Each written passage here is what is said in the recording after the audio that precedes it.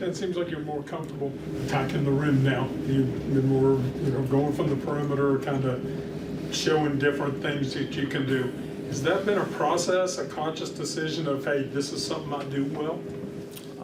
Yes, I would say it has. I've always been trying to play inside out, try to get a couple of easy ones and then work my way out to the perimeter. And I feel like it's been going pretty well for me so far. Excuse me, pardon me. Obviously, the other day in Iowa was a lot of your guys' on the team's first experience with Big 12 play. Having gone the way it did, just like what was your guys' reaction to that, first game in the Big 12? We played a great team at Iowa State. I feel like, the first 10, 14 minutes we played them pretty well. And as they started to hit those open threes, it kind of got away from us. And, it's a very physical game, physical team. And, we needed to see what it really was, playing out there against them. So, next game we'll be more prepared. Was it different than other games you played? I mean, as far as physicalness and the likes, I mean, wherever you I would say the main difference that I saw was that, when they crash the offensive boards, they're very physical. They had decent length as well. But yeah, I would say overall they were just a very physical team. Any difference for you starting?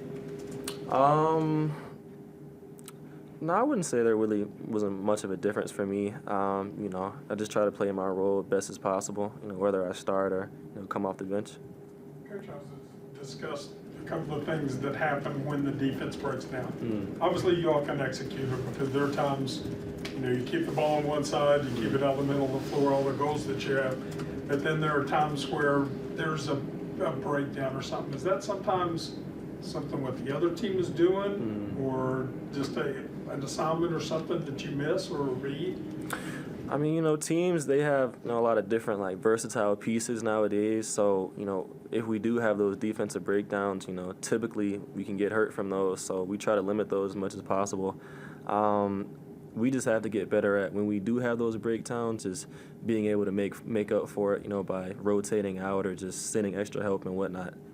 If one of those happens, is this team equipped to scramble and recover from it on the same possession? Can you get back into defensive shape?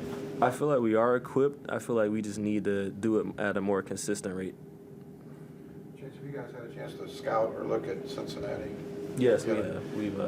On paper, it looks like pretty much a big defensive kind of battle.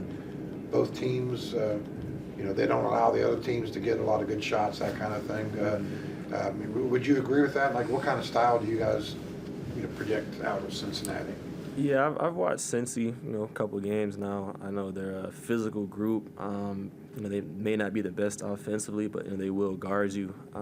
This game, I feel like we gotta, run our actions, shoot when we're open, and ultimately we gotta hit the glass offensively, get those extra second chance points.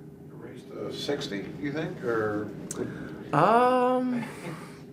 I probably don't want to go into the game with that kind of mindset, right? But it kind of seems like that's what it could be. It could be that, I feel like we're prepared for anything. We really just want to, hold them to one shot only, and we want to play fast in transition, but we ultimately want to get the right shot so we can go rebound it offensively. Do you guys really want to play faster? I mean, it seems like the statistical stuff is saying that you're way down towards the bottom as far as speed of play. Right. For last game, we did want to push. We didn't want to, we didn't want to turn the ball over in a sense, because they did force a lot of turnovers. So we just tried to stay conscious of that and try to make the right read as best as possible. Chance with the rebounding, cleaning it up. How much of it is technique? How much of it is want to? Rebounding, I feel like in this league, it's about 20%, 30% technique. The other 70 is want to, because the refs are not really calling it. Like you got to go get it. Be physical. This team's at a height disadvantage at some places, which makes it tougher for them to get shots off, especially inside over defenders. You seem to be one person that's doing pretty well with that. Mm. What are the keys for you in getting shots off in the lane and over guys that are bigger than you? For me, I would say just, using my athleticism, getting by, the first defender, and just trying to make the right read, play off two, go into the defender's body, search for contact, and just be physical when I'm driving, have no fear. How much is just raw jumping ability? Because some people, like you said, going off 2 feet, aren't the greatest jumpers. Some elevate quickly really well. What's your question? How important is it just raw jumping ability, or are there technique and read things that you were talking about more? I feel like, as a player, obviously if you're more athletic, you'll be able to get, on top of guys faster, but if you're not, I feel like, when you get by those defenders to, be able to utilize footwork and shot fakes, if you don't have that just natural athleticism.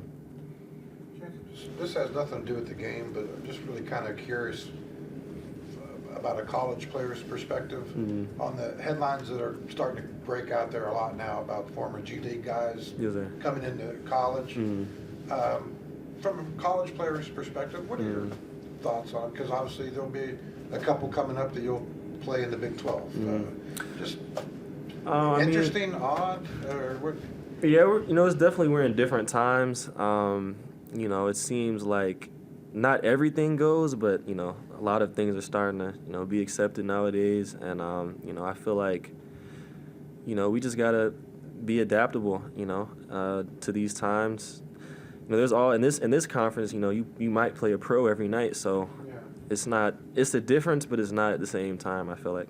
Might play a future pro. Right, future pro rather. These guys have already been in Right. some sense a pro. So any opinion on that? I feel like all these players are, can go pro in a level. So it's like, you really just got to be ready, each and every game.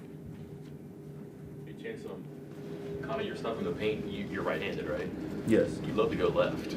I do. Okay, yeah. So is that a counter, like where guys just shut you down the right and you said, I got to try something with my left hand? Have you always been, okay, it's accessible. I think guys see a right-handed guy and they're not going to let you go that way. So, hey, left side's open. Well, it's actually crazy because I write with my left hand, so I'm kind of like ambidextrous a little bit. But yeah, I've always been able to go either way. I prefer to go left, but either whatever that's like to take what the defense gives me. Do you find that it catches people off guard a little bit? Maybe they watch you a little bit, they get used to it, but the first 1 or 2 times, they're probably guarding that way and you're going that way.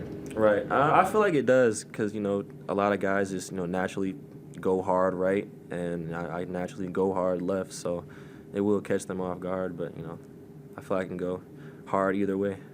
How left-handed are you?